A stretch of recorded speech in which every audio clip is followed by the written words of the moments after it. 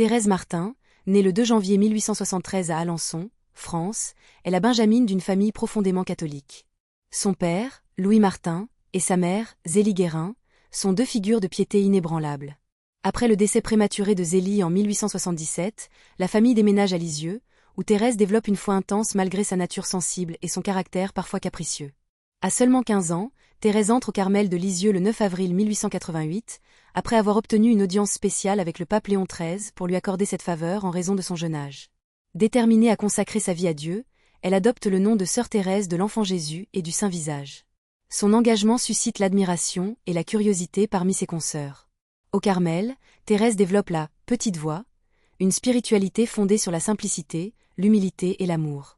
Sa philosophie est de se confier à l'amour immense de Dieu à travers de petits actes de charité et d'abandon. Sa sœur, Pauline, passant un jour sous une pluie rosée de pétales, trouve en Thérèse une âme embaumée de pure charité.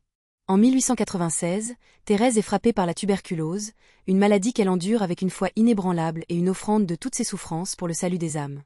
Sa santé décline rapidement, mais elle conserve une joie intérieure profonde, persuadée de sa mission de répandre l'amour jusqu'à son dernier souffle. Thérèse rédige son autobiographie « Histoire d'une âme », où elle partage sa philosophie et ses expériences spirituelles. Elle meurt le 30 septembre 1897 à 24 ans, laissant un héritage spirituel rayonnant à travers ses écrits, publiés un an après sa mort, qui inspireront des millions de fidèles autour du monde. Thérèse est canonisée par le pape Pie XI le 17 mai 1925. En 1997, le pape Jean-Paul II déclare Thérèse docteur de l'Église, soulignant son influence mondiale avec sa simplicité et sa profondeur spirituelle authentique. Elle devient ainsi un symbole d'espérance pour ceux qui cherchent la proximité de Dieu dans la vie ordinaire.